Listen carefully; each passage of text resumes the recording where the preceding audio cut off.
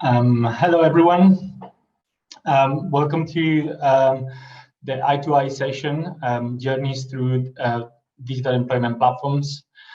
We're here to show you a little bit of an overview of the tools and the innovations that we've worked and developed and how we have engaged persons with disabilities in the development of these tools. My name is Angel. I'm the Senior Technology and Innovation Lead for the i2i, and I will be leading you through this session. Before we get started, it would be good to do some housekeeping. So let me just quickly see if the slides come up. Okay. So just to let you all know that there is international sign language available. Interpreters are being pinned to the screen, as you might have already seen. There's also live English captions available at the bottom of the screen and can easily be toggled on and off by using the buttons below. The session will be recorded and the recordings will be shared. The links to recordings will be shared later on. Please be aware that the microphones for all attendees are turned off. If you'd like to share any comment or request assistance, please use the chat. If you have any questions, please do kindly use the Q&A panel that we have available. There will be a 30-minute session at the end of this session for questions and answers. There's also a dedicated page with agenda, speakers, biographies, or anything you need to know about this session and the conference in general. And you can check that on Eventbrite. And we will post that the link to the panel, to the chat as well. For people joining via mobile phone, please, you might have to swap to a particular speaker in order to see the sign language as well. Great. These are the following tags in Twitter or the followers, the accounts you can follow on Twitter as well. All right. Well, we're now done with the housekeeping. Thank you everyone for coming. As I say, we're going to have a brief session for the next hour, where we are going to introduce different aspects of the journey through the digital employment pathways. First of all, I'm going to introduce the model that we have used for developing this digital pathway in Kenya and Bangladesh. I will go a little bit into detail of how we partner with some of the partners in both countries. And I will do a little bit of an introduction specifically to the Kenya context before I introduce my colleague Shankar Subia, who will be introducing how we have worked with tech companies in Bangladesh and India to be able to develop the digital pathway in that area. After Shankar, I will introduce Kelvin Mawina, who will be discussing and showing you how we work with persons with disabilities and with particularly FUSU in Kenya to include and embed accessibility in the products that we are developing. And finally, I will introduce Ariana Almeida, who works for Plan International and is a women economic empowerment specialist, and they have done some research on opportunities and challenges for women's accessing employment in Kenya and Bangladesh. Okay, so let's get started. I'm going to share my screen now.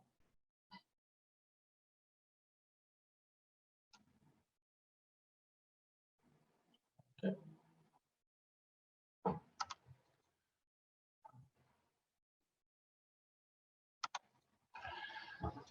Right, so hopefully you can see my screen now. It's a brief table of contents. We're going to be discussing the digital pathway model to start with, how we went about implementing it, the innovation process that we've applied to this, how we went about engaging persons with disabilities into the development, an example of Kenya, and finally, we will be going through the next steps that we're hoping to implement next in the digital pathway. So this is the model that we came out during our co-creation phase, and how we thought that we needed to support the digital pathway to employment for persons with disabilities with technology. Involves 5 aspects. The first one is identification of persons with disabilities. How do we reach out to them? Skills assessment. How do we understand the skills that they might need? How do we understand the career interests? Where do they want to go professionally? Then we thought in which ways we can support them to get skills, and how can technology support to get additional skills. Finally, job matching. How do we support them finding jobs? And finally, how we support them into maintaining and retaining those jobs that they're accessing through technology. So if we start sort of defining this into more detail, we are looking precisely at inclusive identification methods. So which ways are we going to identify them? The digital front door, which is how we are going to be registering them. How do we account for the different needs of persons with disabilities? What kind of skills do we need to train them with? And how we're going to be working with existing tools and employers in the different countries in which we are implementing it. I guess this is the first sort of questions that we were asking ourselves is in which ways we can begin to partner with different specialists in each country to start answering these questions. So the first things that we did was doing a local market scan and talk to stakeholders to find suitable partners in both countries. We needed to find mainstream technologies or mainstream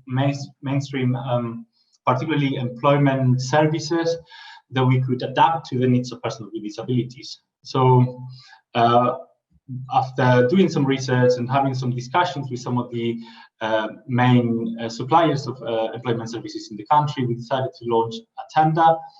And we've done this for each one of the different elements that we've included in the digital pathway.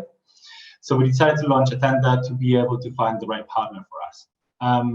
After successfully selecting the different partners, we acquired approval from the FCDO, mostly to understand that we weren't duplicating all the technologies that potentially had been already developed or implemented in the different countries. And finally, after selecting the potential partner, we fine-tuned those proposals, we fine-tuned the project plan to adapt it to the needs of the i2i, but mostly to the needs of persons with disabilities. So just to give you an idea, some of the brands and some of the tech companies that we partnered in both countries are Enroute, GemWeb2, LAS, Accenture, Fusu, which is a major employment platform in Kenya, BT Jobs, which is the largest job portal in Bangladesh, Safaricom, and amongst others. So the idea was through having found these different partners in both countries, we identified that it would be an interesting approach to apply to different models, implementing models to the country. In Bangladesh, we decided to work with an existing platform that we had already developed with Accenture for registration and sort of offering primary services to persons with disabilities, and then link up with bdjobs.com, the largest employment platform, to be able to match them with jobs, but also to access a large number of employers. So in this way, we've created a sort of combined digital pathway that involves 2 platforms. One of them is the i2i Career Advisor, which is now under i2i.net.bd, where people can receive assessment, receive training, and once they've completed their profile, they can be matched with jobs to bdjobs.com, where they will, a system in the platforms allows them to go from one platform to the other one and apply for those jobs. bdjobs.com is fully accessible now, and it's a work that we've been doing over the past year. My colleague Shankar will provide more details into how we work with them. And as I say, it's a series of partners. We call it a combined partner because the ecosystem for a digital pathway involves the coordination of different partners to be able to realize that digital pathway. In Kenya, instead, we created what we called the integrated model. And this was because the partner that we selected to work with, FUSU, already provided a sort of similar digital pathway to employment for mainstream job seekers. So that means that they already provided us a means for assessing skills and career interest, provide e-learning support for soft skills and digital skills, and a very sophisticated AI-powered job matching tool. So FUSU, when partnering with FUSU, the interesting thing was that the user will only have to use one platform to then go through the entire digital pathway. I guess one of the main differences between Bangladesh and Kenya is that in Bangladesh, part of the platforms that we have developed is our tools that belong to Leonard, Cheshire, and some of them developed within the i2i.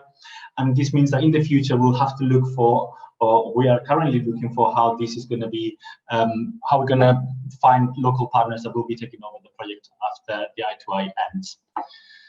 Whilst in Kenya, we are partnering with FUSU, which obviously provides the services, but in conjunction with the National Council for Persons with Disabilities, who we know for now they're willing and they're going to be taking over the platform after the program ends.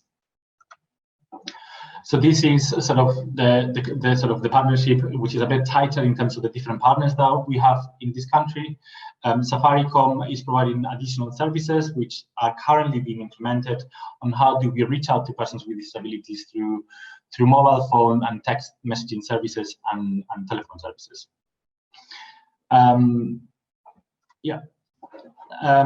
So I think what I wanted to now move on a little bit is in the methodology and through how we went to developing this product, because we're working with a FCDO and they're our donors. We needed to comply with some of the methods that the digital team in the UK government provides for partners to work with. And so we adhere to this model of the delivering innovation, which is discovery, alpha, beta, and live. So understanding the context and problem solved, testing options for prototypes, building and refining options, and continuously improving. In a bit, in the next few slides, I will give an example of how we did this in Kenya. But before I go into that, I just wanted to talk about how we engage persons with disabilities and stakeholders in the country. For the i2i, is key, and it was very important to build solutions from the bottom up to better understand how what the impact of these solutions will be for persons with disabilities, but also for them to be able to shape the platform, and also for the different organizations involved in the process. So that includes organizations like the National Council, Leonard, Cheshire, the FKE, which is the Kenya Federal Employers Organization in Kenya, APDK, CBM, and ANDI, different disabled people organizations. For that, we created a local sort of steering group, which was in charge of working with the developers, implementing changes, advising on the different options for the platform and the different features that should be developed or should not be developed. So alongside this, we had already conducted extensive research with users and persons with disabilities in the country, but we worked together with an accessibility consultant, Kelvin, which we'll be talking later, on how we involve users in the process of developing and making the platform accessible and suitable for persons with disabilities. So yes, going to go a little bit more into detail into how we worked in Kenya for the development of the National Council for Persons with Disabilities Career Portal. So the National Council for Persons with Disabilities Career Portal was developed based on the existing platform from FUSU. FUSU works as a sort of white label engine behind the National Council portal. So when you enter the National portal, what you see is all the branding for the National Council, but everything is operated by FUSU, and all the additional features and all the different services are provided by FUSU, or a combination of both. So it provides support for persons with disabilities seeking support and guidance and building their careers, in learning for new skills that they might need on accessing jobs and finding opportunities for employment. But I think one of the most important things for this tool is that it becomes a little bit of a way for anyone, or a hub for anyone, to better understand their career progress and where do they want to go with their professional careers. So even if you apply for a job, this is somewhere, a place where you might want to come back and understand and assess where do you want to go next. So in terms of developing this platform, just linking back to the development process that we followed, it involved a discovery phase where we hosted ideation workshops, focus groups, and accessibility and usability assessments to better understand what were those needs. In phase alpha, developers designed the initial prototype, bearing in mind that this platform already existed. So this was where we began to understand what would be the modifications that we needed to do. And these were sort of the modifications and the features that were presented to the steering group, and who made some changes accordingly. During beta session, this was about 4 weeks before the launch of the platform, which was launched in December 2020. It involved heavy user testing, as well as optimized testing with employers and with disabled persons. And finally, it went live in December. The fact that it went live didn't mean that the platform was necessarily fully finished. It means that we're providing access to everyone, and at the same time we keep learning and we keep making changes to better understand what is needed. Just to give you an example, the platform is about to launch iteration 2, which will be somewhere in the next couple of weeks, and we will be adding new features to this platform. And just to give you a summary of the sort of services that someone can access this platform, is job hunt, profile creation, AI-based recommendations for learning and jobs, applying for jobs, application feedback, setting career goals and career paths, again, personalized learning and career coaching. We're planning, for example, a direct line with career coaches that someone might use when they need to throughout the digital pathway. Finally, I just wanted to leave you a little bit with some of the findings that we've done so far, bearing in mind that the platform has only been live for a few months. All the sort of work that we've been doing since the beginning, or for the past year, has been in developing the different features. But at this stage, we know that the majority of beneficiaries accessing the platform are male. This might be because they has higher rates of access to technology, or they're more in terms of technology, they're more engaged with technology. And so based on this information, we understand that we need to realize campaigns in which we are engaging and targeting more women. There is also a significant proportion of beneficiaries at entry level. So this is managers, experts, or just graduates as well. And also we wanted to know what were the sort of skills, access to training over the past 12 months. Although the platform only launched in December, we've been offering skill training for a number of months. So, about 44% of the people have received some form of short-term training. So people seem to be well informed about what's available through the digital employment pathway. And we know that some of the people, there's a significant proportion of people, 59%, who are looking for a job and enrolled into the platform.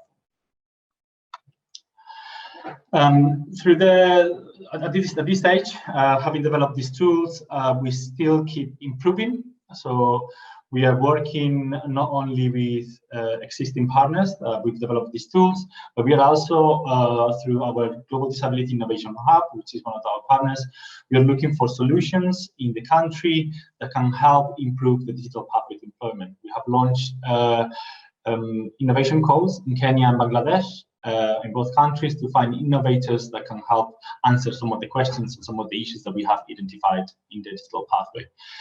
Again, these are implementations that will be coming over in the next few months. So I think it's important to emphasize that this is the learning so far and the sort of data that we have at this stage, but probably in the next 6 months we'll be able to have more robust data, and as well as having implemented some additional features. So the next steps for the digital pathway is more target advertisement, which is coming in the next few weeks through social media and digital platforms. Additional features for the National Council Career Portal. We're going to target the persons enrolled or persons registered with the National Council through text mobile marketing scheme supported with Safaricom. We are providing data packages for those ones wanting to access the digital pathway and struggling to have access to data. There will be a phone call service where people can phone to find further information to the digital pathway or even enroll into the digital pathway. That way, providing different means of engaging with the pathway, not just digital. That also brings us to the tech hubs. So we are in the process of setting up, finalizing the setup of tech hubs. There will be about 6 tech hubs in the 3 cities that we are working, Mombasa, Nairobi, and Kisumu in the case of Kenya. And these centers are equipped with assistive technology and different computer equipment, so that persons with disabilities who do not have that facilities can attend these centers to register into the digital pathway or access support and services to access it, maybe a support officer. Finally, we are reviewing our employment engagement strategy, working with experts as well who have been working in engaging private sector through these type of platforms. We are in the process of implementing an access to work scheme, through which we are also going to try to provide additional technologies for people to perform our work, but also retain their jobs. And finally, I think we are very keen, and I think Ariana will talk later on a little bit more about gender, where we need to really reinforce our interventions to become more gender inclusive and have more gender transformative approaches. So yeah, I think what we're going to do now, this is so far the end of my presentation. What we're going to do now, we're going to go into a set of videos of some of the users of the digital pathway and the comments and the learnings from accessing the digital pathway. I'll leave you with that, and I'll come back to you after the video.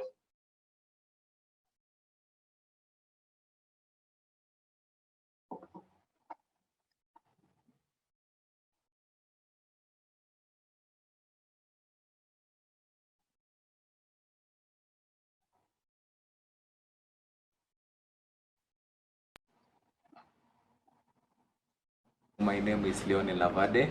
I come from Maseno in Kisumu County here in Kenya. My registration with the Fuzu portal, it is a portal that enables persons with disability to register with them, and so that they can get access to job opportunities that arise in the country wherever they wish to get them. I knew about the Fuzu portal because I was engaged in by a friend from National Person with Disability Council, and I tried to log in and registered it using my disability card number, and I succeeded. Through navigation with the portal, I found it difficult to some extent that I was not able to upload my curriculum vitae because the clicking area where I'm supposed to upload the curriculum vitae was not enabled. But literally, by the end of the day, I managed because I was helped by the official from the relevant authorities so that I could upload my portal. it is a very good portal that enabled me so that I can get at least access to various job opportunities. Soft skill training was very important because we have been able to engage with the Innovation to Inclusion program, the project, and it has been one of the very important and beneficial activities that has been going around the country. I can say through the training, we have been able to know how to write, compose our resumes. We have been able to know how to write whatever part from the start on how developing personal profile until the present where we write even the work experience and everything on how we can do it. We have also been trained on various behavior, on how we can behave at job places and how we can carry ourselves through whenever we are employed. I work at Maseno Law Courts as a data entry clerk. What we normally do is the scanning and the data entry. We scan documents which are files that are at the judiciary. After that, we upload them to the case tracking system, which can be accessed anywhere by the judiciary authorities in the country. What that I have got from i2i is that there is that continuous assessment. They have been giving us follow-up. Where we get a problem, they are able to access to us, they call us and they ask us, you as a person with ability, we have given you a job. Where is it that there is a problem, or where can we rectify so that we can talk to your employer and find that you can have a better working environment, for example, an environment that is a disability friendly, and maybe on how we can do on even where anything else that can be done for us that we can get it. Good evening, everyone. My name is Jacob Sijaono Uma. I'm one of the beneficiaries of i2i project, and it's my pleasure to share with you some of the experiences that I've had with the project. Allow me to start with the registration process. Now, the registration process at the job portal is very good. I would say that when you want a job as somebody who's living with disability, you simply log in your disability number, and then the system will check if your disability number matches your national ID card. Then you log in. So after logging in, you can upload your academic details, including your CV. Then that way you'll be able to find employers that will give you a job. Now, the portal is very user-friendly because you are not required to log in many details in order to use it. So generally, the user interface of that portal is very good. So I would encourage people who have disability, who are looking for a job, to log into the site, and then they can get jobs via that site. Now, I would also want to talk shortly about the training that was recently concluded. We benefited so much, and me personally I benefited because some of the topics that were taught there are topics that touches on things that happen at workplace. For example, one of the teachers talked about time management, and usually when somebody's at work, they usually appraise a staff on the basis of how you manage your time. So good time management was taught during that training, and it is something that I benefited from. Again, during the training, we were taught about how to set goals, and we were told by the teacher that when you are setting goals, the goals needs to be smart. And the goals needs to be smart in what sense? First, the goal has to be specific. When you are setting a goal, you have to know what you want to achieve specifically. Then the goals have to be measurable.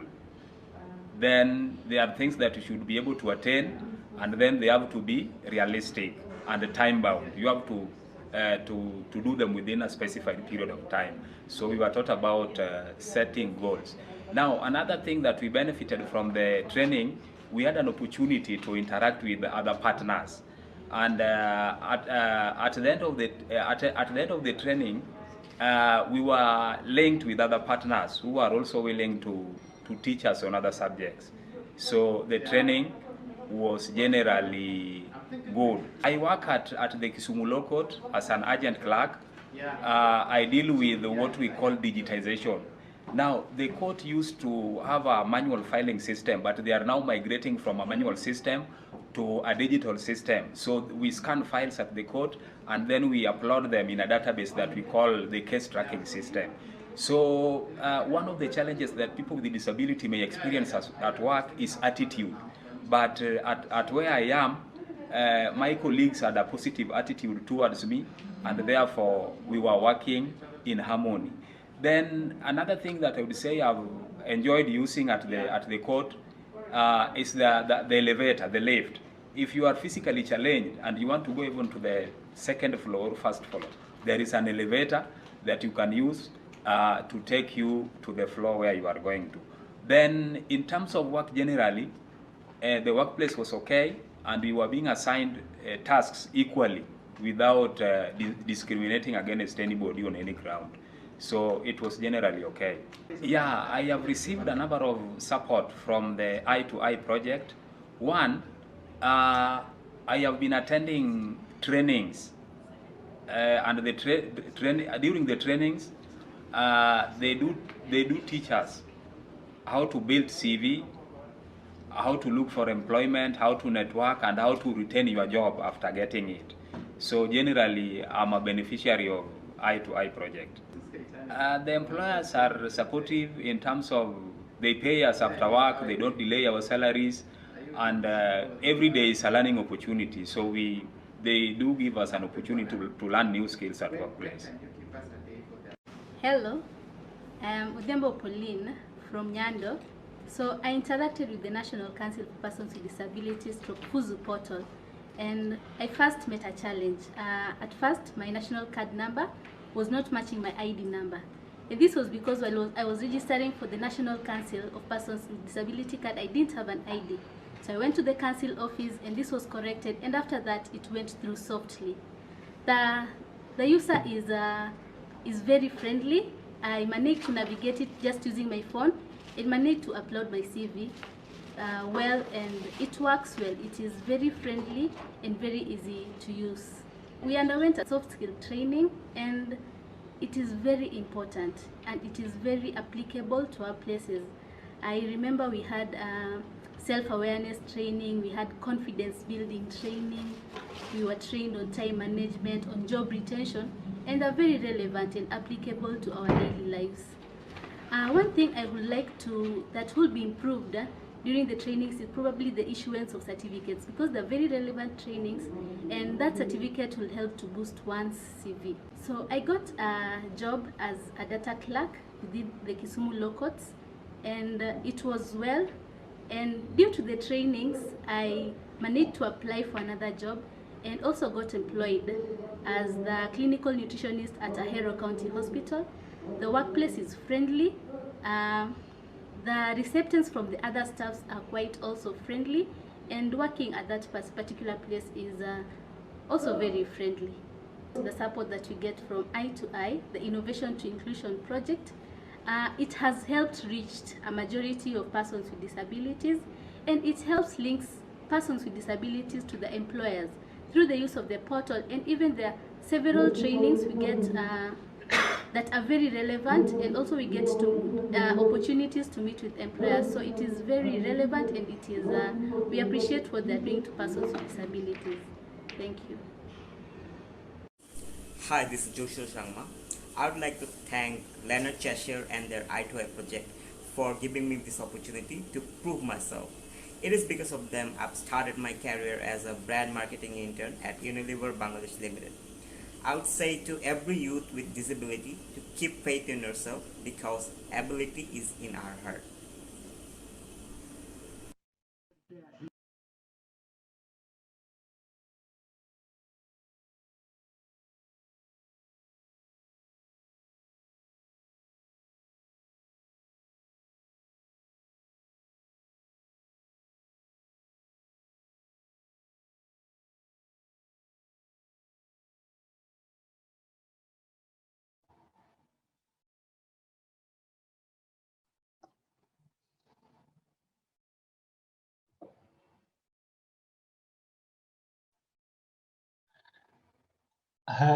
Hello, everyone. Hope you can see me. I'm not entirely sure that you can. If you can see me and hear me, this was just a brief video showing some of the comments and some of the experiences of persons with disabilities accessing employment, and a sample of how we take into account their experiences to keep making improvements to the digital pathway. Now I'm going to introduce Shankar Subia, who is the technology consultant for Leonard Cheshire and who has been leading some of the technology projects in Bangladesh. Shankar works directly from India and will be talking about partnering with some of these technology organizations. Shankar, if you can please take over, the floor is yours.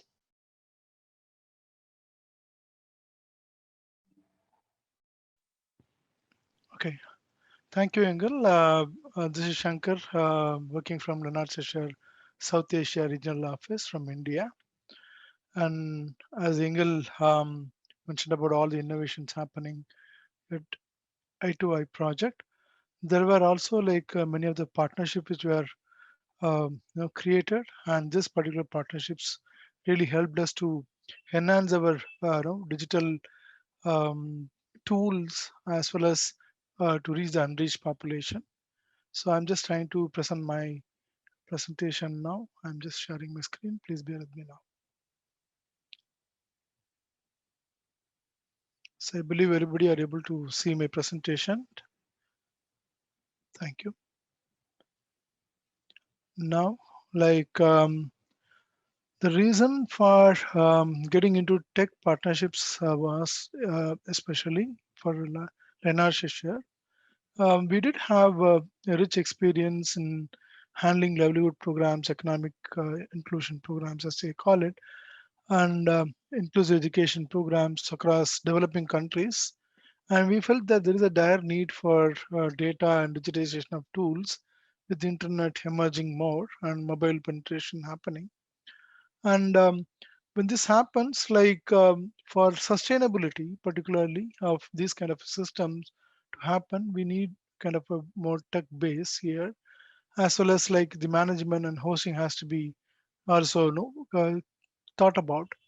So in this case, we want to build an ecosystem in such a way that a journey for a person with disability, right from the identification to a placement and thereafter the access to work, we call it as a placement support, how it should happen on a technology platform. We want to literally like, show things like this and then probably enable other partners who are in the technology domain to like, inculcate the same processes in their systems too.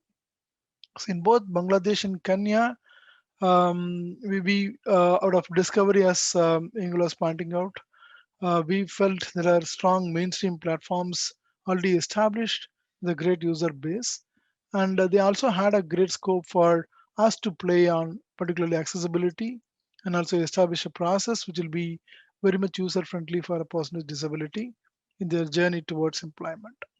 So as I2I as innovation, we thought like instead of developing and maintaining all such kind of a high resource digital platforms, we thought like we'll create a interface portal and in Bangladesh as well as with the National Council for Personal Disabilities in Kenya, and then at the back end integrate the huge platforms which are already available particularly. So we identified potential tech partners who we can collaborate, work with the same kind of a social attitude or accessibility for personal disabilities so that the platforms are carried out even after the program ends up with its objectives. So let us see a few of the tech partnerships we forged in this journey. So where we started is like we started from registration and self-assessment, and also we found that we may require more of training modules, which were particularly in case of Kenya, it was okay with English, but in case of Bangladesh, we needed a bilingual setup over there because Bangla was the most used language in Bangladesh, like it's being a native language again. So employability skills assessment has to be done, particularly in lingual, the language is being used more in the country. And we also wanted to give them a kind of a career advisor, do a profiling based on skills assessment, so that to tell them about like what are the job families available, and what are the promising prospects which are available in the industry, and then like allow them to do a kind of a job search, match themselves with jobs, apply for them, then track their application, and finally get placed into a job. So all these processes probably like we thought we'll have some tech partnerships with people who are either developers or who are already having some existing platforms, and accordingly integrate our resources. So all these platforms are developed or probably like work with to ensure that they all complied with Web Content Accessibility Guidelines 2.1 AA level, so that every person with disability has a seamless walk through in the platforms, easily navigate, use all the interfaces, and achieve their goals.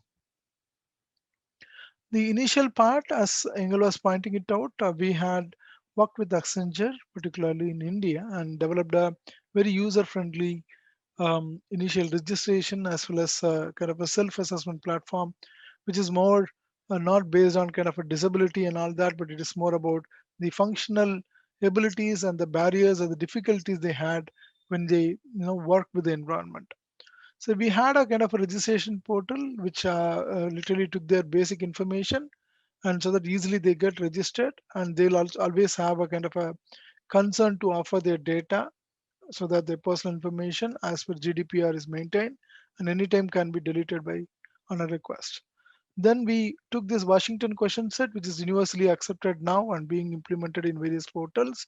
And these questions literally gave us an idea, or even for the employers, so that what kind of a workplace adaptations they may have to need, they may require, and then probably accordingly do that in the as a placement support.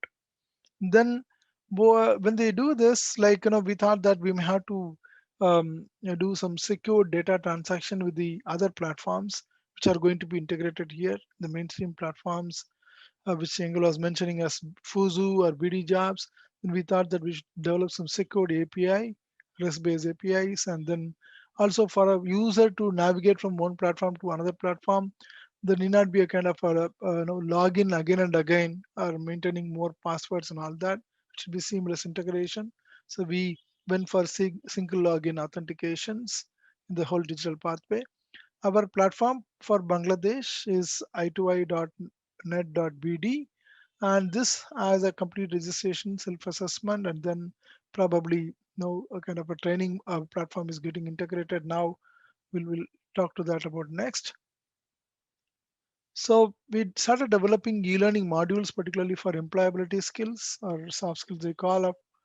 And these modules will be kind of a SCORM-based packages which are very accessible and in a bilingual mode, so that the content is in kind of a different ways of presentation. Like it could be a video tutor, or it could be an audio tutor, or it could be text-based, and it also has like initially introduce a concept in a very simple language, and it allows the user to have a practice and then some activities for assessment, so that they are rest assured that like okay, they have got this kind of a skill after going through the e-learning module. And this platform we developed with Learning Age Solutions Limited, UK. And next came as kind of a challenging part, because we do have kind of a self-assessment, but actual skills which may be required for employability, the learning styles or the personal trait or a kind of an aptitude for career, all that has to be assessed. So we are now engaging with two carriers, again from this is from India. This is a platform which is based on WONET, the US based, and which is accredited by the world label like International Labor Organization, also yellow.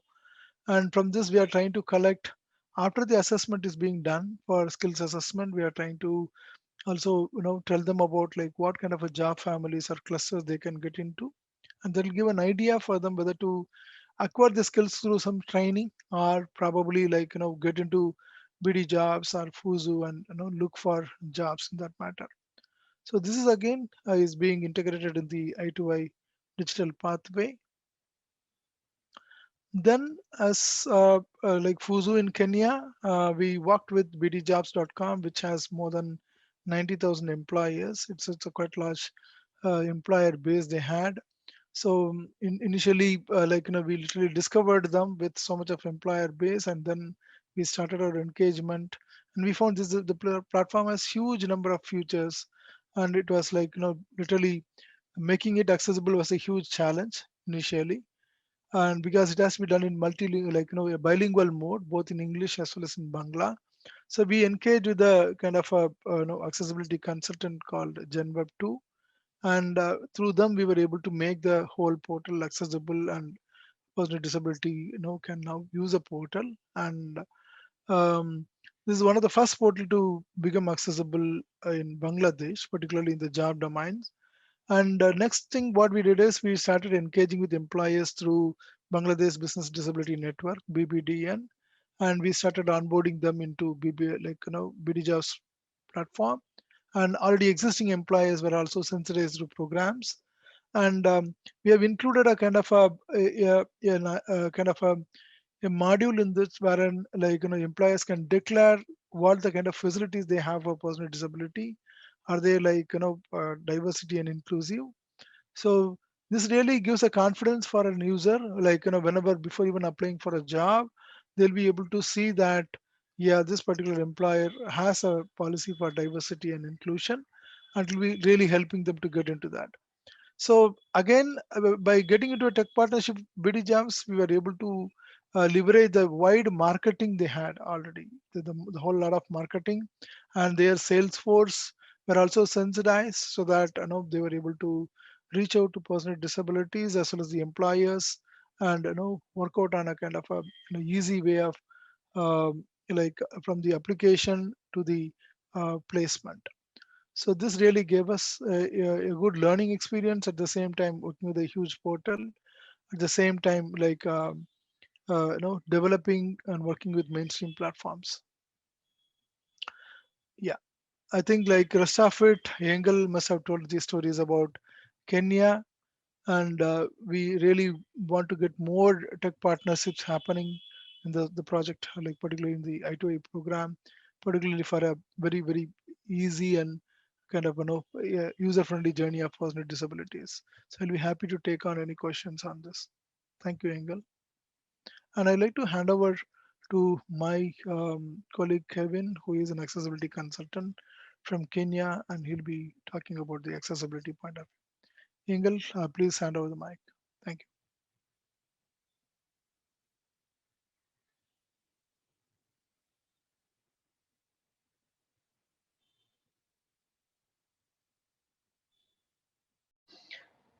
Thank you, Shankar, for your contribution. I want to introduce next Kelvin Mane, who is our accessibility consultant in Kenya, and who has been working closely with the developers in Kenya, making the National Council for Persons with Disabilities career portal accessible.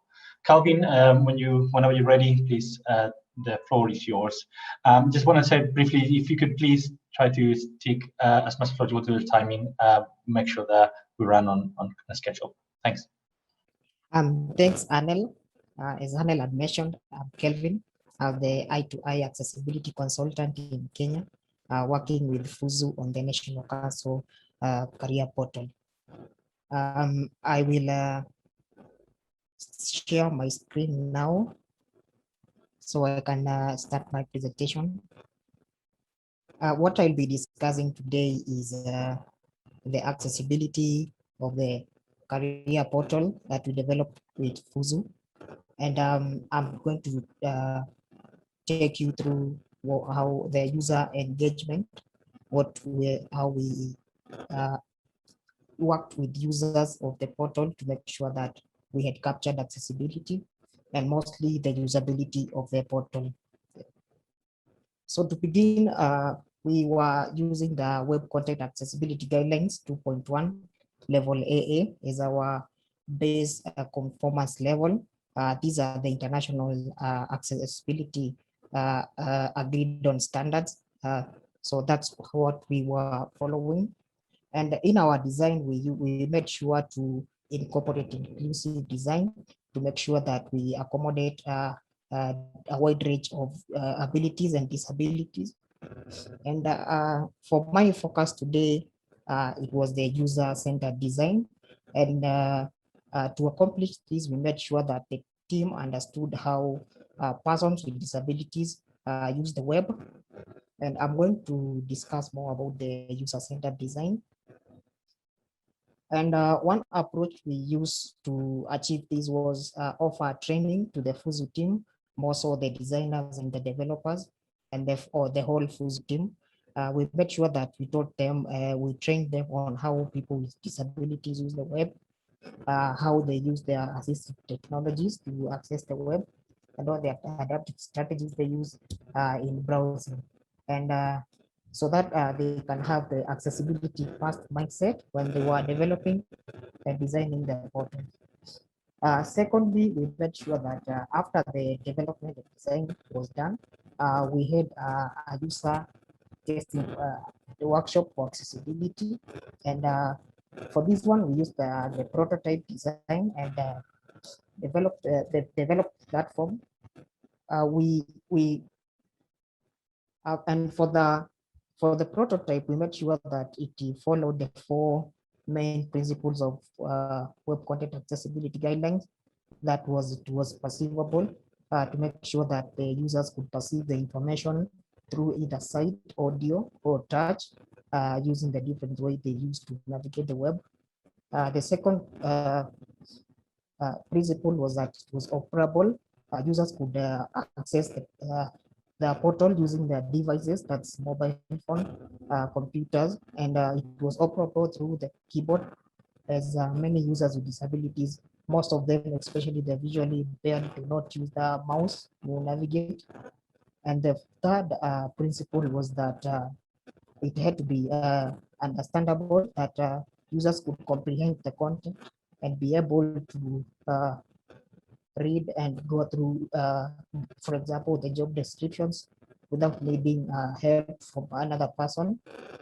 And the fourth one was that it was robust, so that it was compatible with all the assistive devices, for example, screen readers and screen magnifiers, so that users with maybe low vision could zoom without the layout being distorted.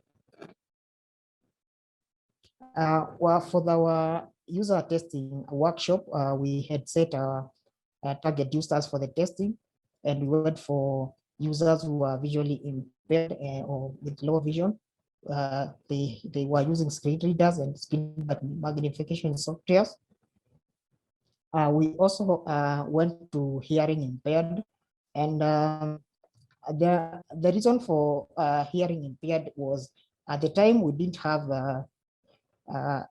any video or audio content on the portal. But what we needed to do to test was that because most of them use the Kenyan Sign Language, and they usually don't use the plain English that we do use, we wanted to test that most of the English used there they could understand and comprehend. We also look for users who were physically or motor disabilities, and our focus was more on the users with upper limb disability and who could not use a mouse. And lucky for us, we had a user who uses her legs to type on the keyboard, so that was a good user to use in the testing. Also, we went for cognitive, those who had maybe focus, memory, or perception disabilities, and we had users with dyslexia, cerebral palsy, who we had them in the testing. For the methodology that we used in the user testing was that we had we moderated disability testing method, and this is where it was one-on-one with between the user and the facilitator. So the user would use either a phone, a computer, with a moderator taking them through task-based questions to take them through maybe each questions and each process. For example, they could log in create an account, maybe for the first time if they were not already registered.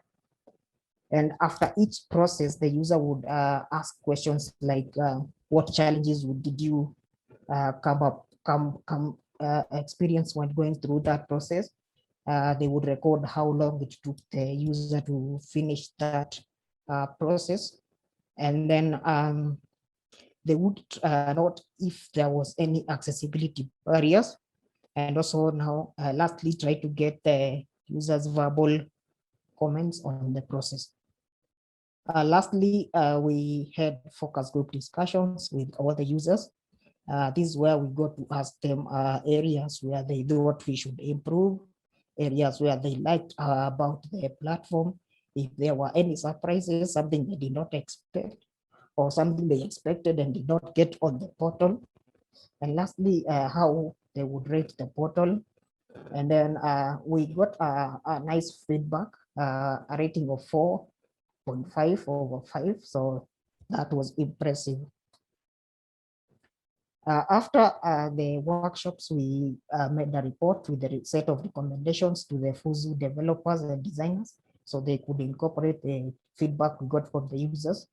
And along with this, we also worked with them on the remediation process to make sure that we were checking and testing all the changes that they were making on the portal. And that's where we conducted the final conformance to the Web Content Accessibility Guidelines. And after we did the test and approved that all the changes would be made, we conducted a second usability test with the users again. We had users who were in the first workshop and other new users who we wanted to get their first impression on the now accessible portal.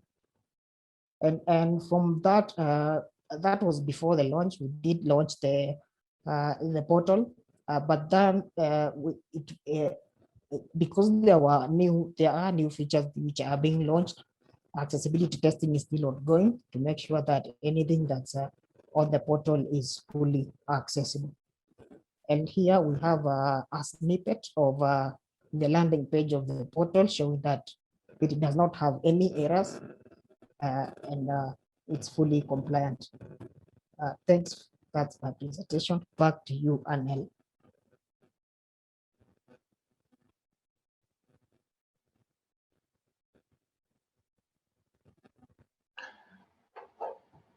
Hello, everyone again. I think I'm having problems connecting the video.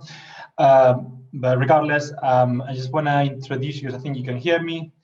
I want to introduce now Ariana Almeida. I think earlier on I was mentioning during my presentation how important it is for us in the i2i to understand the challenges faced by women as they are making the journey through the employment pathway, and how we can make them, the employment pathway work for them better. So Ariana is going to introduce her presentation. Is going to be based on opportunities and challenges for women with disabilities in both countries. Ariana Almeida, please, when you're ready, the floor is yours.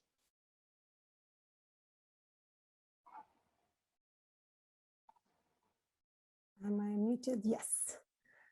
Thank you very much for the introduction and for having me here today. So I'm going to try to stick. I know that we're running a little late, so I'm going to try to stick to 10 minutes and see how much we can cover with that. So I wanted to, and thank you, Luis, for sharing my screen. I think, as Angela was saying, I think the importance of discussing the issues of women with disabilities in the world of work in particular, when looking at the presentation we just had, is relevant, because as the data that I will share that was based on the findings from the gender analysis that Plan International conducted in Kenya and Bangladesh, we'll see that there are a number of next steps and of activities and interventions that need to consider the challenges that women face, notably, I mean, throughout the employment pathways, but notably in the particular point of access to information and technology. So I'm going to ask you to go to the next slide, and very quickly, just mentioning that this is particularly relevant. I mean, it would always be relevant, but it's particularly relevant because i2i has a commitment to be gender sensitive, and this means that it should look at its different interventions throughout the employment pathways, and looking at the moment it registers participants to all its work in terms of training, the work that is done in terms of sensitizing stakeholders, engaging with private sector. All of that work should have a gender lens, because we know that persons with disabilities face intersecting forms of discrimination, and that includes women and girls with disabilities being more likely to face discrimination and exclusion when compared to men and boys with disabilities. And so if we go to the next slide, I just wanted to highlight that that was the purpose of conducting the gender analysis. Plan started this process early in the i2i implementation, and it started with extensive literature review and secondary data analysis, which was used from that early stage to support and inform the interventions from i2i. And the findings that we've had from the primary data collection, which engaged a total of 113 stakeholders across Kenya and Bangladesh, really confirm in many cases, but also reiterate and really reinforce the importance of ensuring that we understand the gender dynamics, that we understand the power relations, and that we understand the gender and disability specific barriers that women with disabilities face in their economic participation. The next slide shows us the 8 areas that were used to group the findings from the gender analysis. We won't be able to cover them all in this presentation, so I wanted to focus on the first 5. So we'll be looking at the issue of gender roles and responsibilities as an underlying barrier that women with disabilities face in their engagement with the workforce. We'll look at mobility, and then we'll specifically look at access to information, economic participation, and finally, the issue of gender-based violence against women with disabilities as a barrier and potentially a consequence of their engagement with women economic empowerment programs. So if we go to the slide on gender roles and responsibilities, what I wanted to highlight at this point is that we really confirm that patriarchal attitudes and discriminatory stereotypes about the roles and responsibilities of women with disabilities influence women's ability to participate actively in trainings and in the workforce. As one woman in Bangladesh shared with us, an employed woman with disabilities, she said that due to our family role and considering all the cooking, the care work, the reproductive role, we are not encouraged to take more responsibilities because we are overwhelmed to balance this role and expectations from family and society. And this highlights the issue of time poverty that women with disabilities face, and also the challenges that are put to them when they need to balance the engagement in training and work with the responsibilities they have at home. And so some of the recommendations that were coming out of these findings to the i2i program and to other programs similar to this one is that it's important to really engage husbands and families to support enrollment and participation of women with disabilities. And this is an important point. And looking at the presentation that was done so far with regards to the engagement of women in the platform, there are issues relating to access to information and ability to use digital platforms. But there's also an important point to make in terms of the general engagement of women in these types of programs and the importance of really supporting the process of engaging their families, building awareness in their communities of the value of their participation, and also, and very importantly, offering trainings and activities in locations and modalities and schedules that allow women to really balance these opportunities with their household roles. The next point that we were looking at was mobility. And in both countries, we found that poor road and transport infrastructure affects the participation of women and men with disabilities in the workforce, but that this is exacerbated for women because of the unequal gender roles and social norms. We see that women feel much more unsafe in public spaces and specifically in public transports. And we also see that obviously mobility is not just about being able to go into a transport and go somewhere, is the ability of even getting out of the house. And so these harmful social norms that keep women in the home are a huge challenge to really engage them in programs such as i2i and then particularly in the workforce. It's therefore important, as I said before, to engage families and communities, but also to look for options in terms of support of safe transport for participants in i2i, encouraging also private sector companies to do the same with their employees with disabilities. And again, sensitizing families and raising their awareness to the importance of women's participation as a way to mitigate these barriers and to challenge these social norms so that women can access the i2i interventions.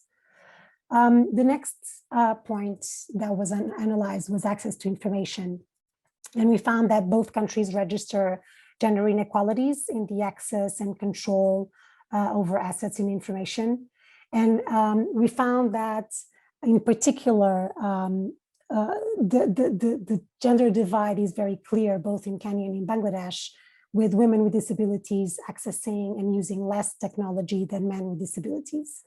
And this is really critical because as we are looking at a digital platform, I know it was mentioned that there is a recognition that there's a need to have more alternatives to women's engagement and have more alternatives to the registration of persons with disability in these platforms. But it's also important to understand that the gender analysis found that many respondents were accessing information on job vacancies, information on job vacancies online, but a lot of them were saying that they found their current assignment through information from friends, from relatives, and very importantly, from organizations of persons with disabilities and networks that they engage with. And so it's really critical to invest in a variety of channels to reach these program participants. So in addition to all the online advertisements and opportunities, making sure that this information is made available through other channels, including organizations of persons with disabilities. And there should be also a real investment in this mobilization strategy that I was talking before, just to make sure that women are getting access to the information about the program, which is the first step for them to be able to really engage. The next slide. So in the next slide, we're looking at the economic participation of women and men with disabilities, which aggregates a number of these findings. And I want to very quickly raise a few points in terms of the findings around the low levels of employment of persons with disability, which was obviously not surprising, and it's why i2i is in place, but really highlighting the importance of looking at how we can change the status quo. And a lot of the actions that i2i has been doing in terms of sensitization of private sector companies, which is critical for them to understand the benefits of having gender and disability sensitive workplaces. That is really important to continue and to reinforce. And if possible, apologies. And if possible, bring, showcase companies that are doing this effectively to encourage others to come on board. It's also really important to make sure that we're targeting a range of sectors in this engagement with private sector, especially when we looked at the data in Bangladesh. We saw that a lot of the women with disabilities engaging the workforce were engaging primarily on the ready-made garment sector, which creates a number of issues in terms of reinforcing stereotypes around women's participation in the workforce, but also issues of labor protections. I wanted to highlight in terms of the self-perception, one of the things that was clear was that there is very low levels of confidence and self-esteem, and for men and women with disabilities, but primarily women with disabilities. And we looked at the awareness on job market and career opportunities. And again, here we saw a gender divide. And so it's really critical that i2i includes a component of confidence building on its trainings, which is something that has been considered. And I wanted to highlight here that in Kenya, in particular, plan will be reinforcing this aspect in the pilot project that is being done with 100 women with disabilities and their caregivers. I wanted also to highlight the importance of continuously giving specific orientation on job market, employment sectors, and career opportunities. And I think in some of the videos that we saw in today's presentation, this was highlighted, the importance of having this information. So making sure that women are accessing it and looking beyond the digital platforms to do so. And also working in terms of how we change the perception of others, which is critical to improve recruitment and retention in the workplace for persons with disabilities. It's important to highlight that there's a lot of stigma and discrimination in both Kenya and Bangladesh regarding the value of women and men with disabilities in the workforce. It is also important to note that women are more negatively affected because of the double burden of gender and disability. So we need to really look at recruiters' conscious and unconscious bias in these processes, look at how i2i can support companies to address their policies and their recruitment processes to be more gender and disability inclusive, and really ensuring that we are promoting the linkages with the relevant stakeholders. So as we said before, organizations of persons with disabilities and existing networks, but also that one of the findings was that it's critical to promote internships and apprenticeships in private sector so that we really enable the change of negative perceptions and stigma and promote the awareness of recruiters of the value of engaging persons with disabilities in their workforce.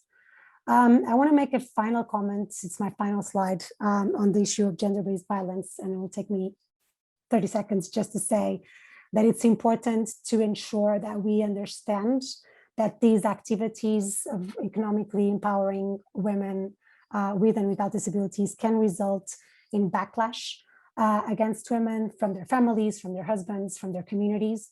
And so it's important that we keep this as something we are very much aware and that we tackle through training to program staff, sensitization of private sector partners and into training institution and partners, so that we ensure that our work to promote the engagement of women with disabilities in the workforce is not then doesn't result in a negative consequence, which is being exposed to violence, abuse, and harassment. Thank you very much.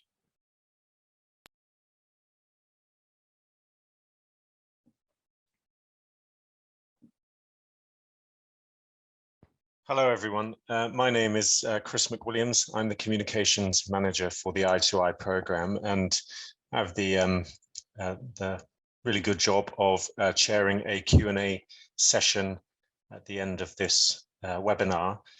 We have about 15 minutes left, and we have some questions ready to go. But if you do have any burning questions, please do add them to the Q&A panel, and we'll see how many we can squeeze in. I'm going to start with one from James, and James has asked, how many people have registered and are actively using the platforms? So I'm going to ask Angel if you'd like to tell us those figures, please.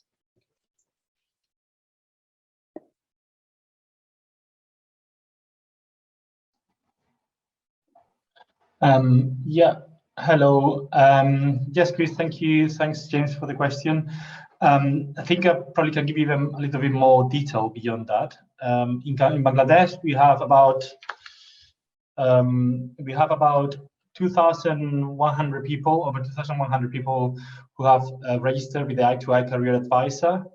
We have about 2,000 people, 2,300 people that have received some form of digital skills training or soft skills training, and 164 people so far placed in employment. In Kenya, we have just over 1,000 people who have registered in the platform. Just being mindful that in Kenya, we're yet to launch the larger mass marketing campaign for persons with disabilities directly through the National Council for Persons with Disabilities Career Portal. But yeah, so there's about 1,000, just over 1,000 people, about 500 people trained, and about 89 so far have been placed in employment. Thank you, Angel. And a follow-up question, which I think maybe could go to Ariana. We heard from Angel at the beginning that the numbers of women registering for the platforms are lower. We've heard from Ariana about many of the challenges facing women in terms of economic inclusion. But Ariana, can you give any suggestion as to why more women are not registering for these platforms? Are they connected to the reasons you've already given, or is there something else there as well?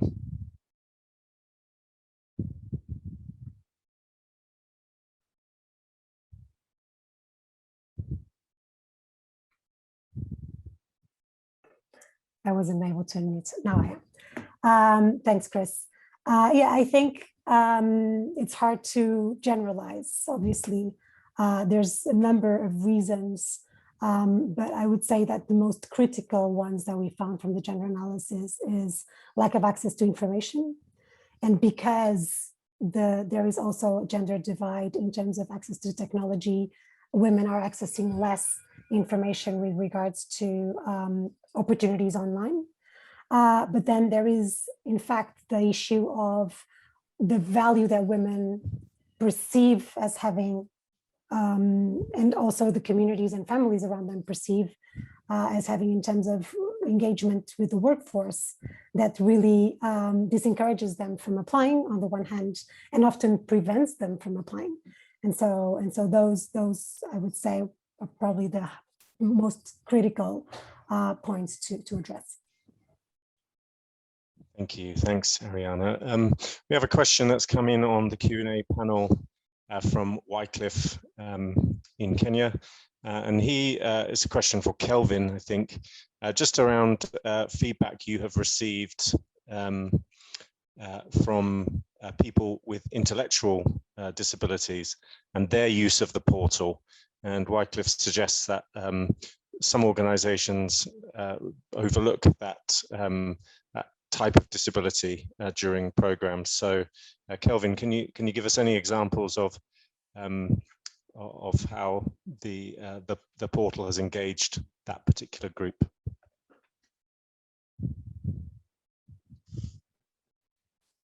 Thanks, Wycliffe, for the question.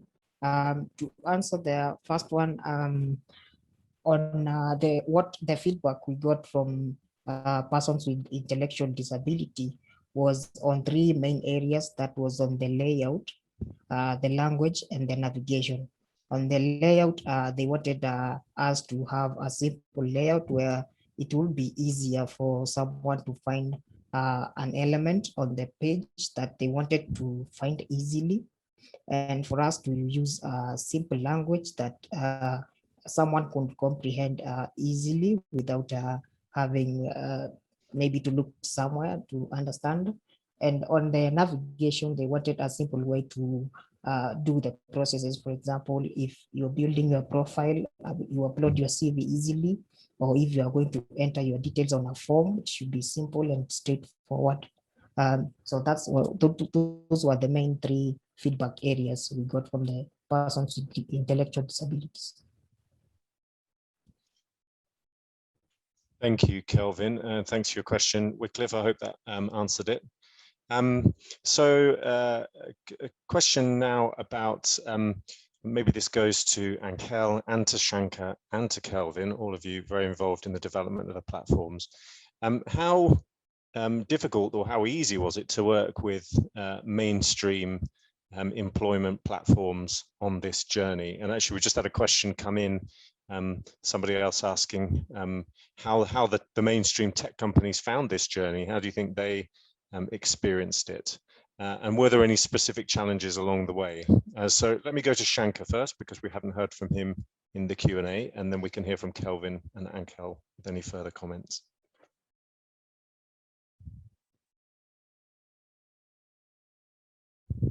Yeah, hi.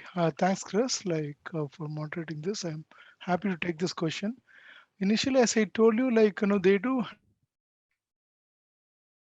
had apprehensions whether people with disabilities will be using such kind of platforms and all that. Okay, so we had to literally show them some examples which are happening in other countries like India, or developed countries like UK and US. And based on that, the tech partners were able to understand a kind of a business component in that. They were asking for a kind of a business proposition, particularly in this, like what would the organization get benefited. So we also explained about them. Not alone they are creating a kind of a diversity and inclusion practice. It is in their own culture, the organization culture. You are trying to do something, and people will get aware. Second thing is the branding they are going to develop along with other stakeholders, even for the government or for any other employer. When you talk about like my platform is becoming accessible and I'm going to interact with i2i for other kind of processes, so that really made them think on it again. And since they were all existing platforms, we really had the huge challenges in making them accessible. Probably like bdjobs.com, it has so much of features. So we had to do more and more iterations to make that accessible. So again, now we are working now with two carriers to make that also accessible and make them into a kind of a bilingual platform, which is most of the platforms are primarily in English. So when you go to developing countries in Asia, language matters more, right? So these are all some areas and challenges we find, particularly language part. It requires cost of translation, technical, all that is required. Yeah. Thank you. The happy Thanks. thing is we don't have to host, we don't have to look for maintenance and all that. So they maintain that. That's advantage point. Yeah. Thank you, Shankar. Yeah. Kelvin, let me come to you. How in terms of the tech companies and their journey here, what reflections do you have?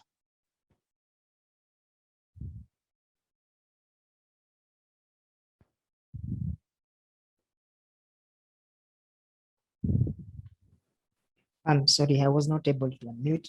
I will speak for the case of Fuzu to say that the part of them were aware of accessibility, and they were very excited to be with us on this journey. And the team got very motivated, especially after the trainings we did with them on disability awareness and how to make the portal accessible and the impact it has on users with disabilities. So they were very excited. And maybe one challenge I can mention was that at first, they maybe did not understand that we needed to incorporate disability in the initial stages of development, that we had to incorporate accessibility ground up, and they thought maybe they could create a system and then we add on accessibility. But then they soon understood that trying to retrofit accessibility would actually increase the amount of work that needed to be done otherwise it was better to have accessibility incorporated from the start. Then. Thank you, Kelvin. So a connected question, and I'll throw this one to Angel. Shankar talked about the importance of engaging more tech partners with these initiatives. Angel, why is that so important?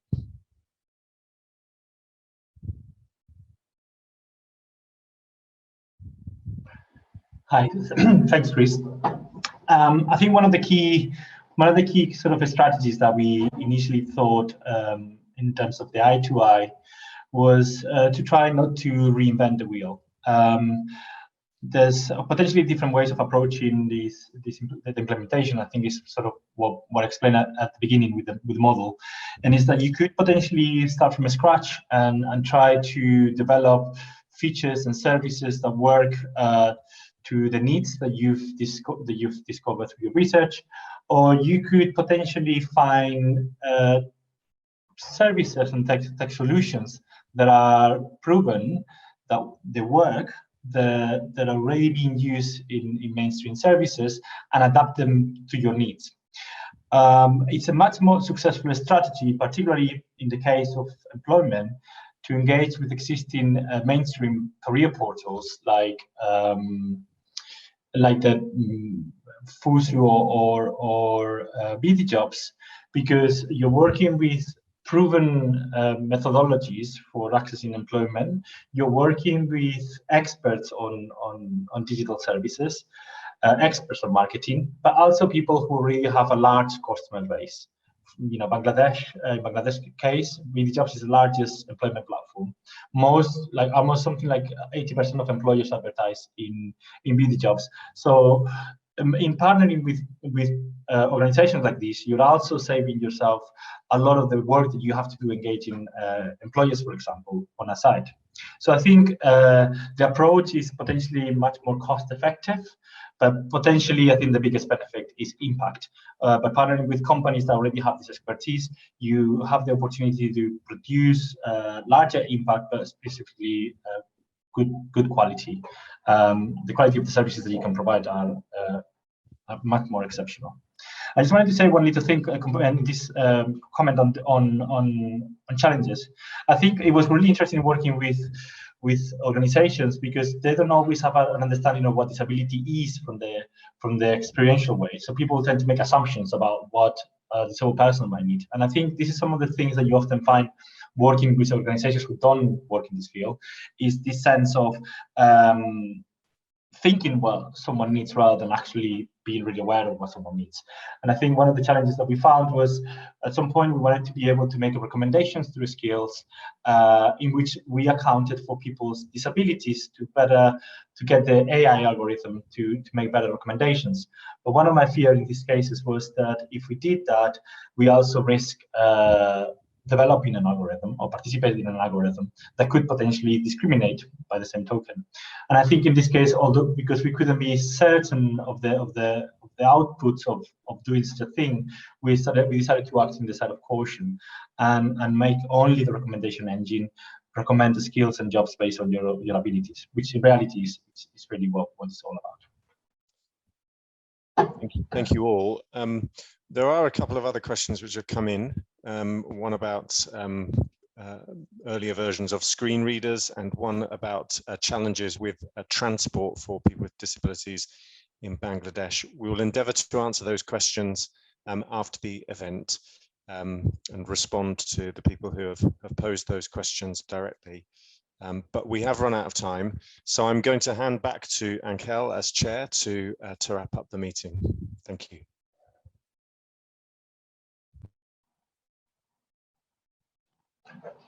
Thank you, Chris. Just wanted to say thank you to everyone for joining our session. I hope you had a chance to to see and understand what's the process that we have been following to develop the different tools for the digital pathway. We are very excited about what's to come. We are very excited about what we've done and the impact that we've had so far. But we want, bearing in mind that we've only had the platforms live for the last 3 months. We are very excited about what's to come within the next year that we have left for the i2i program, and all the different features and solutions that will be implemented shortly. I'm not sure if you can see me. I think I'm having problems with the video.